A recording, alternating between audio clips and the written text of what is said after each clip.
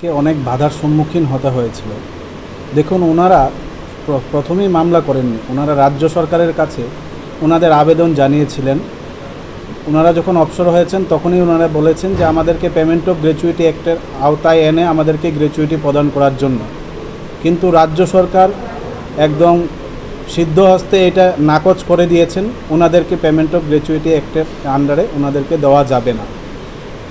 যারা গ্রাসরুট লেভেলে কাজ করে চলেছেন এতদিন ধরে, জননী সুরক্ষা যোজনার আন্ডারে যারা কাজটা করছেন, রাজ্য সরকারের সমস্ত স্কিম বেসিক রুটে যারা কাজ করছেন, ওদেরকে রাজ্য সরকার একদম স্পষ্টভাবে জানিয়ে দিয়েছেন ওদের জন্য পেমেন্ট অফ গ্র্যাচুইটি অ্যাক্টের কোনো বেনিফিট ওদেরকে রাজ্য সরকার দেবেন না।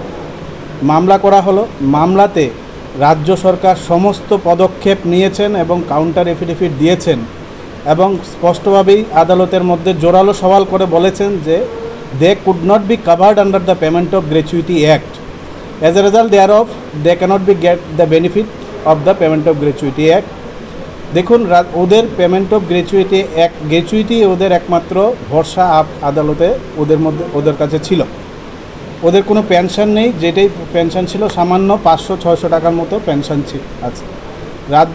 রাজ্য সরকার এবং কেন্দ্রীয় সরকারের সমস্ত বক্তব্য বলিষ্ঠভাবে উচ্চ আদালতের একক বিচারপতি মাননীয় বিচারপতি এস দত্ত পুরকায়স্থ নাকচ করে দিয়ে রাজ্য সরকারকে স্পষ্টভাবে ডাইরেকশন দিয়ে দিয়েছেন যে ওদেরকে সুদ সমেত 10% সুদ সমেত ওদেরকে 7% সুদ সমেত ওদেরকে পেমেন্ট অফ গ্র্যাচুইটি অ্যাক্ট প্রদান আন্ডারে এনে ওদেরকে গ্র্যাচুইটি প্রদান করার জন্য এই বলিষ্ঠ পদক্ষেপ আমরা খুব সঠিকভাবে we are grateful above the observation given by the honorable single judge in this matter।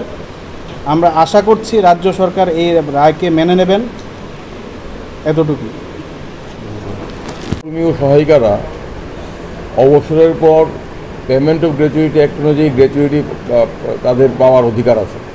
আজকে মাননীয় উচ্চ আদালত এক গুরুত্বপূর্ণ রায়ে স্পষ্টভাবে বলেছেন অঙ্গনারী কর্মী সহায়িকারা যারা আইসিডিএস স্কিমে কাজ করছেন এবং যারা অবসরে গেছেন তাদেরকে গ্র্যাচুইটি দিতে হবে পেমেন্ট অফ গ্র্যাচুইটি অ্যাক্টে, এবং সেটা দিতে হবে অবসরের 30 দিনের মধ্যে। যদি অবসরের 30 দিনের মধ্যে দেওয়া না হয় তাহলে সুদ সমেত দিতে হবে। আমরা এই রায়ে আমরা খুশি, কারণ অঙ্গনারী কর্মী সহায়িকারা তারা তৃণমূল স্তরে সামান্য মজুরির বিনিময়ে অত্যন্ত গুরুত্বপূর্ণ দায়িত্ব পালন করেন। তারা বঞ্চিত, এই সরকার তাদের বঞ্চনা দূর করেনি। 2021 সনে সুপ্রিম কোর্ট একটি গুরুত্বপূর্ণ রায়ে বলেছিল যে অঙ্গনারী কর্মী সহায়িকারা জাতীয় দায়িত্ব পালন করছেন, তাদেরকে বঞ্চনা করা হচ্ছে এবং তারা গ্র্যাচুইটি প্রাপ্য। আমরা আশা করেছিলাম, এই রাজ্যের অঙ্গনারী কর্মী সহায়িকারা আশা করেছিল রাজ্য সরকার সুপ্রিম কোর্টের রায় মোতাবেক এই রাজ্যের অঙ্গনারী কর্মী সহায়িকাদের অবসরের পর গ্র্যাচুইটি দেবেন। কিন্তু আমরা দেখলাম রাজ্য সরকার তাদের দাবির প্রতি, তাদের বঞ্চনার প্রতি বিন্দুমাত্র দৃষ্টিপাত করেননি।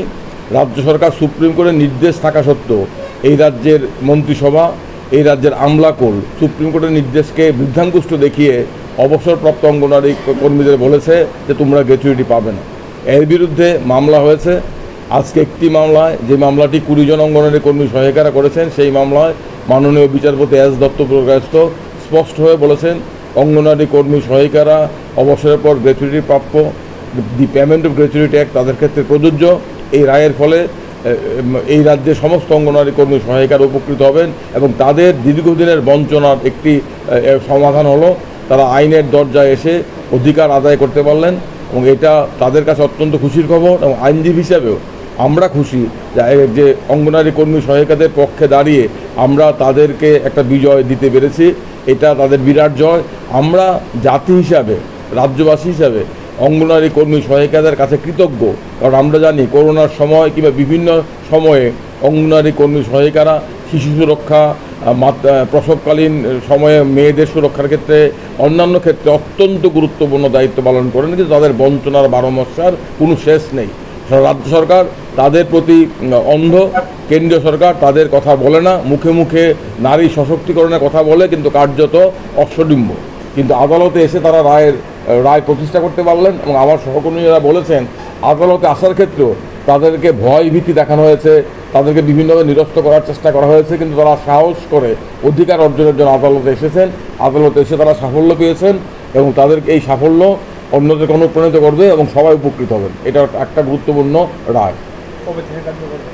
এটা সমস্ত অঙ্গনারী কর্মী সহায়িকারা যারাই রিটায়ারমেন্টে গেছেন তাদেরকে দিতে হবে, যারা মামলা করেছেন তাদেরকেও দিতে হবে, আর যারা মামলা করেননি তাদেরকেও দেওয়া উচিত।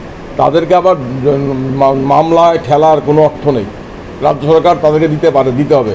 আমরা আশা করি রাজ্য সরকারের সুবুদ্ধির উদয় হবে, আমলাদের মাথায় সুবুদ্ধি ঢুকবে, তারা এই রায় কার্যকর করবেন।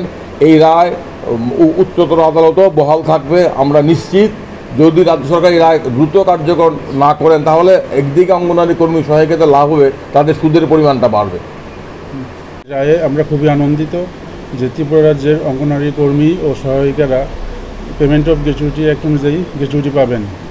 আমরা 2021 সালে সুপ্রিম কোর্টের রায় ছিল যে অঙ্গনারী কর্মী সহায়িকারা গ্র্যাচুইটি পাওয়ার যোগ্য। সেই অনুযায়ী রাজ্য সরকার ইচ্ছা করলে দিতে পারতো তখন, কিন্তু দেয়নি।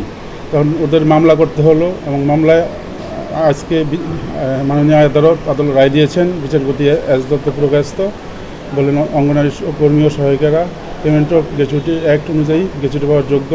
এবং এই রায়ের ফলে শুধু তারাই না, যারা কেস করেছে তারাই না, ত্রিপুরা 10,000 অঙ্গনারী কর্মী সহায়িকা সবাই উপকৃত হবেন এবং আমরা খুবই আনন্দিত। মামলা কে পরিচালনা করে?